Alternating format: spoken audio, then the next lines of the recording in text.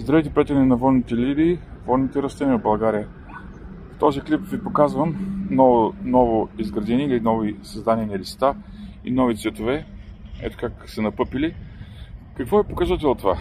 Показател е, че вече е време да се почистят, време да се почистят езерата, време да се натурят, да се смени почвата и да очакваме вече в април, май месец масово да цъфнат.